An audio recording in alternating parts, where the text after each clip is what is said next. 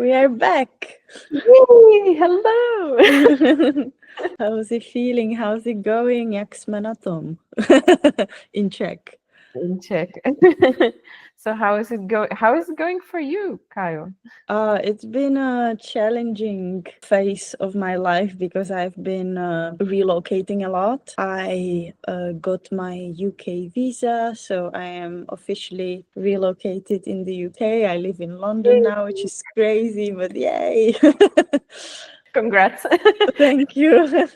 One big step in my life felt like getting married was also like influencing a lot of view of myself, like more trying to deal with my new identity. And now moving is also something that I didn't think would be as challenging. What was the most challenging part for you? Because it is challenging. I mean, marriage itself and moving out even more. So what was the hardest part? When it comes to getting married, I thought I didn't think it would be and there would be any difference. But I think the biggest difference is that at this point, no matter how much I love my husband, the pressure is more on us to be together. So it's basically after getting married, it's harder for you to split up, and before you get married, it's harder for you to actually stay together. If you know what I mean, that you have to put effort into, like, of course,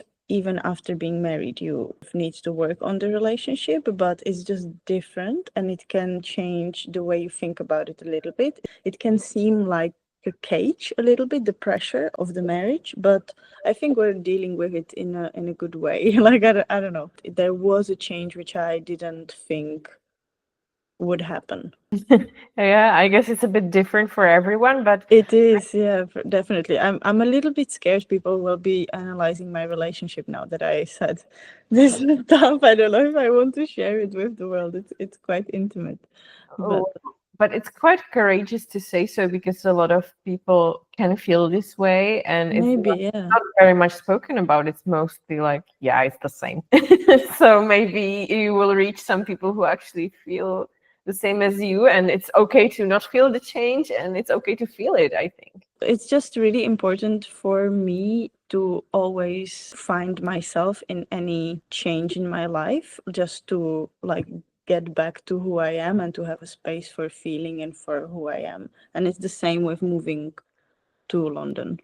Even though I've been coming here for a while, yeah, it's different. So Big changes in your life in general. yeah, I know. I just feel like this is becoming an interview, and I don't want it to go into just me talking about myself. We wanted to talk about how it feels, because at the time we are recording this now, we have our first podcast published on YouTube, and we wanted to talk about how it feels, right?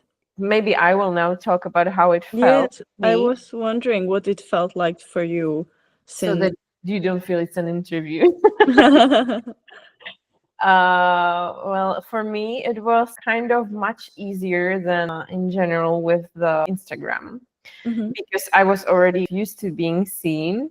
And I also had an interview before, but I remember the first times anything got published on Instagram and my face was more visible, which happened more with you, because first I tried to avoid my face being visible, and but yeah, my work is about my face, and and that's what we covered in the first part, that you are more seen, and it's kind of a primary fear that you have of being seen and being kind of cast out of the society and Yeah.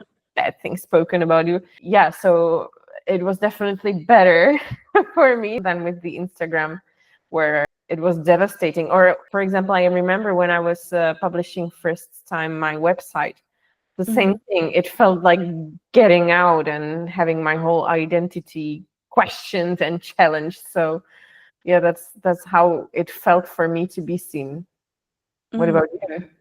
It's really interesting because the way I see myself depends a lot on how I feel at the moment. So, for instance, I think we published it like a month ago. Is that correct? Something like that, yeah. Right. So, at the beginning, I just felt physically and mentally really well. And I felt like it's really good. And I felt like it looks really good. I look really good. I felt good about myself. But now at this phase of my life, I am just really tired. I'm dealing with a lot of stuff.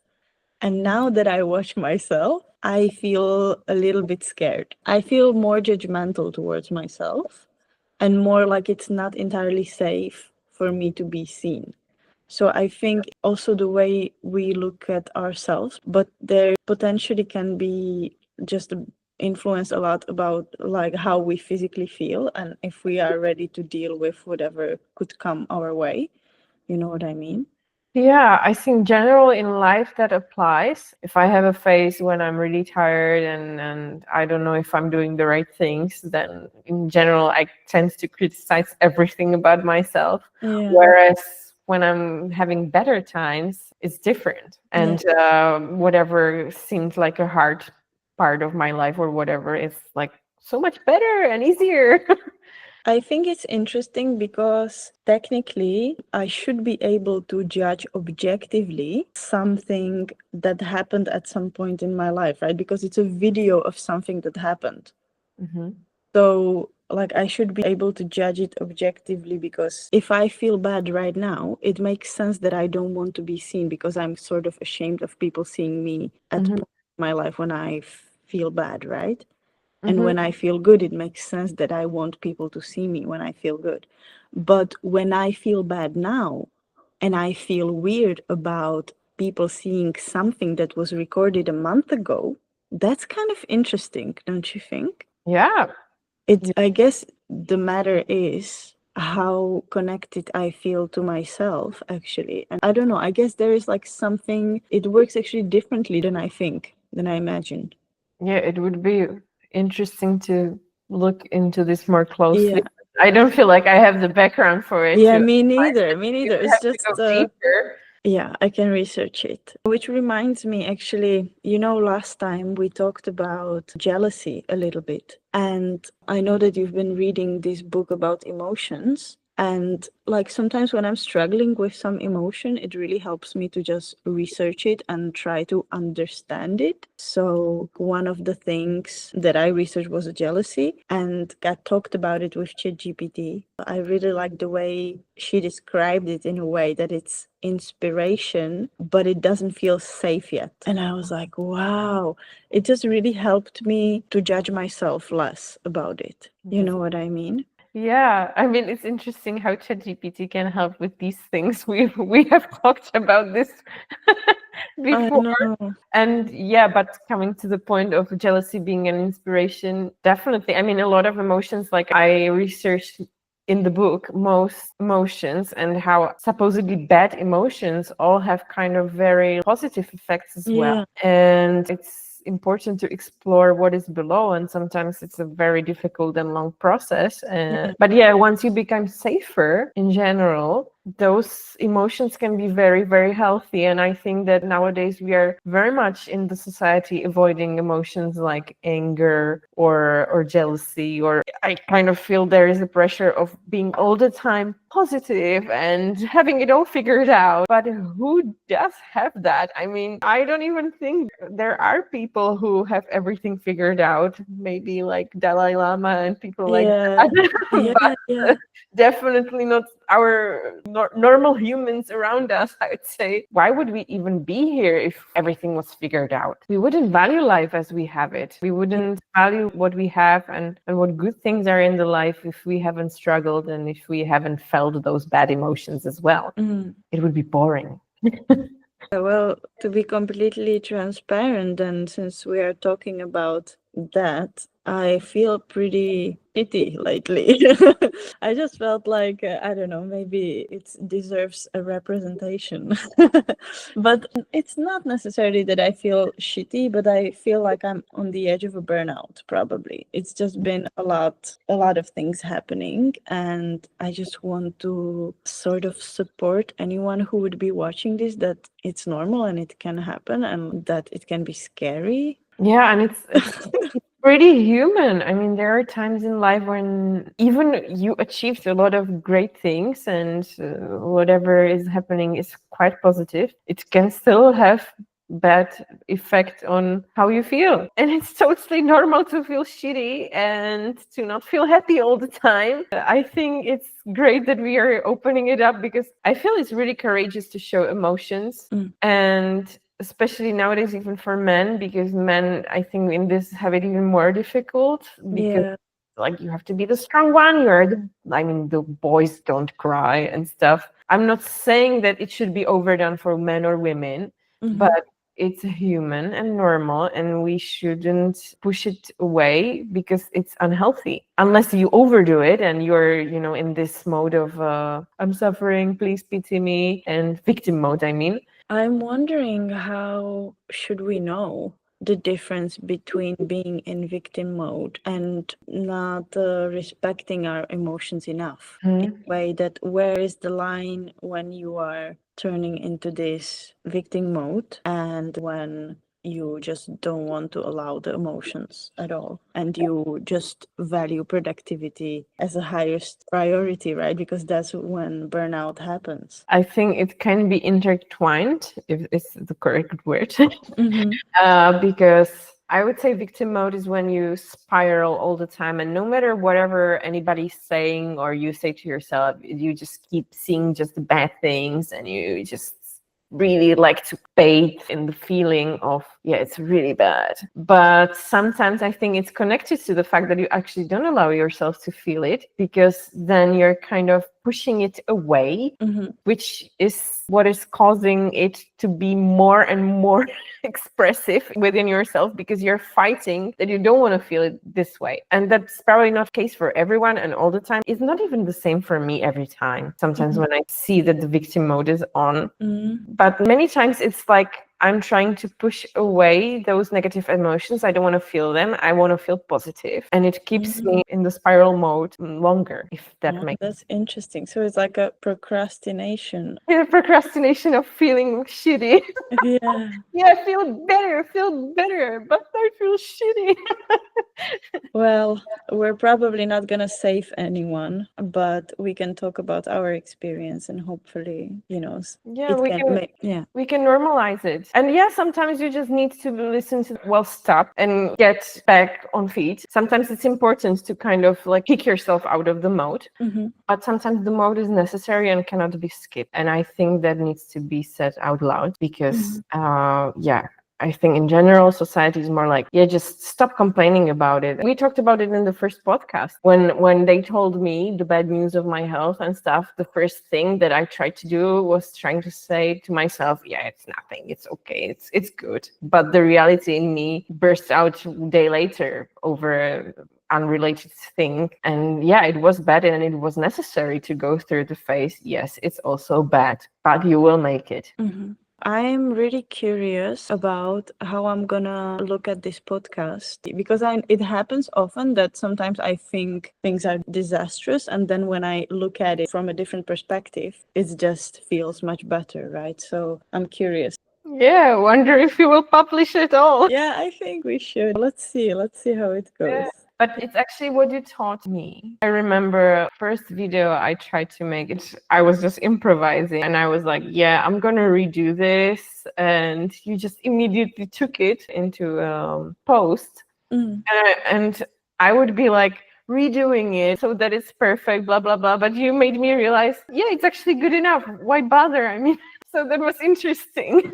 Yeah, it's better done than perfect, for sure. The perfectionism is actually also the thing that's pushing us towards the burnout, basically. I don't know how you feel about it, but I think for me, in order to respect myself more, I should probably like set a goal for myself of putting less energy into some things. Let's say, okay, let's stop at 50%, because then I need energy for living, just feeling safe and dealing with life and getting inspired and recovering and taking care of yourself, like physically and everything. And it's all also kind of a lot of work, right? Yeah, and especially in the burnout, you can see that very, very much, like that basic things take everything. If you're feeling fine, yeah, then whatever, nothing is a problem. But when you're close to a burnout or burned out, Even very, very basic things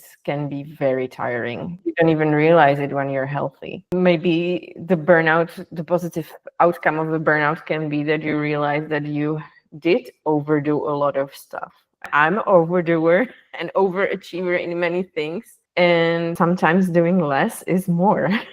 I heard about this new form of burnout, Mhm. wellness burnout. Somebody talked about it on social media. I realized it's something that I feel, like the pressure to take care of yourself, especially when I was on a holiday and I was like, okay, now I need to have this time to go on a beach and rest on a beach. When even a rest becomes a productivity, it kind of like screws your brain. And it's interesting how it matters so much how we think about things, Yeah, what relationship we have with things, right? Like the moment you can enjoy something a lot and the moment you get paid, you feel completely different about it. yeah. Mindset is magic for a lot of things. I wonder, what do you think about universal income?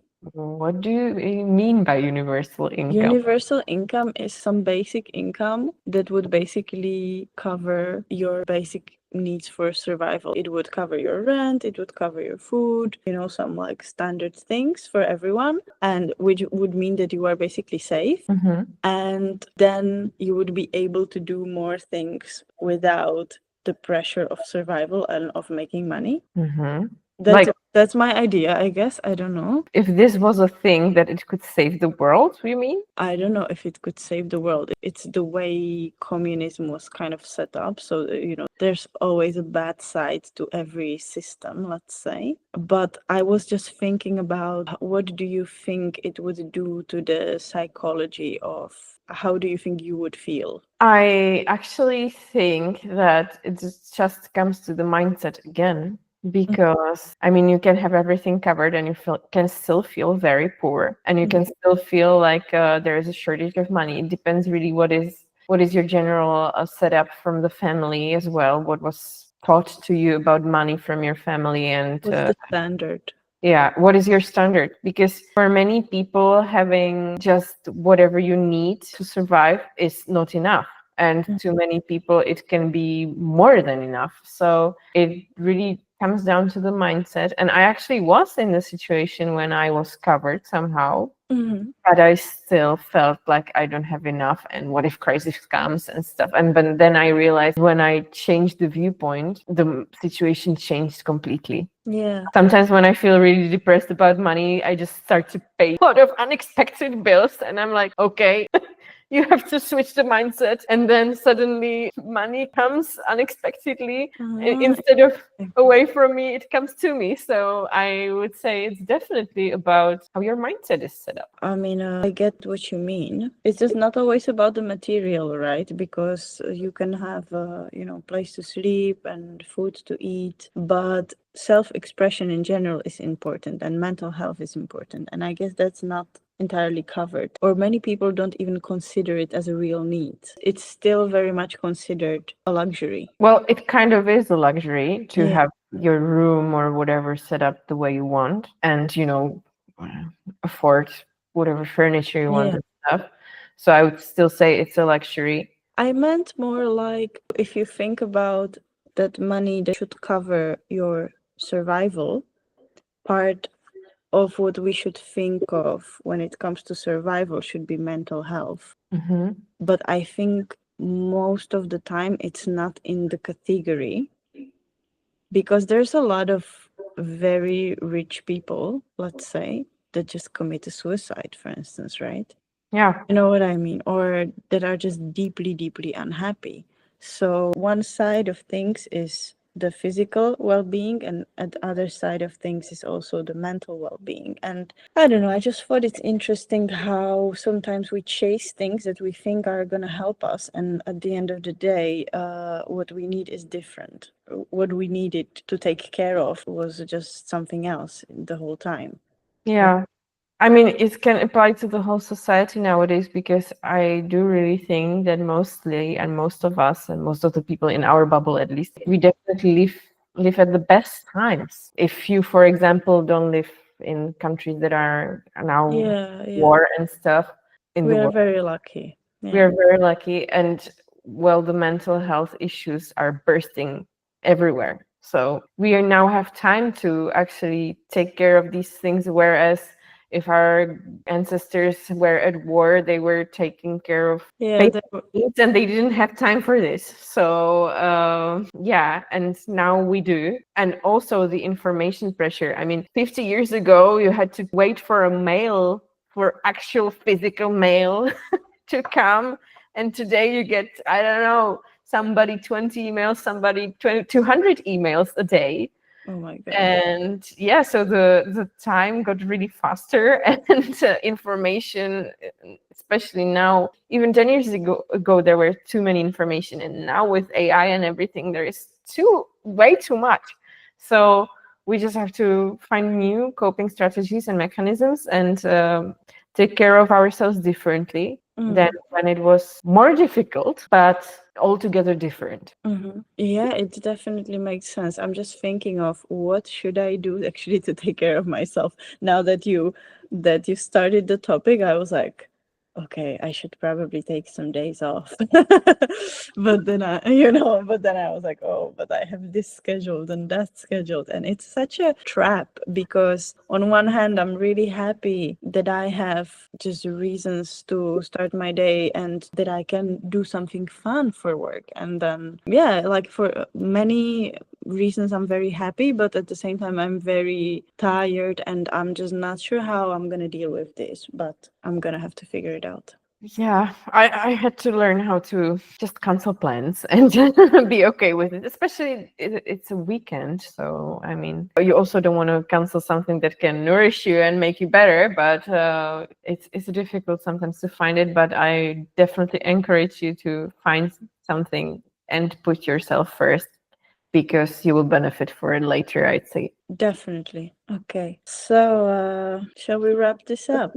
I guess I can see that we've touched very, very sensitive topics today. I'd say that it was still brave Yeah, and to open this up, and thank you for that. I mean, you've thank been you in a too. very, very deep place for yourself and showed it, and I think that takes courage. Thanks. So thank you everybody for watching, and See you next hopefully time. yeah, hopefully next time it's gonna feel more positive, but this is your message to allow yourself to be seen when you feel shitty as well, I guess. Yeah, yeah. It's important. Okay. Bye. Bye.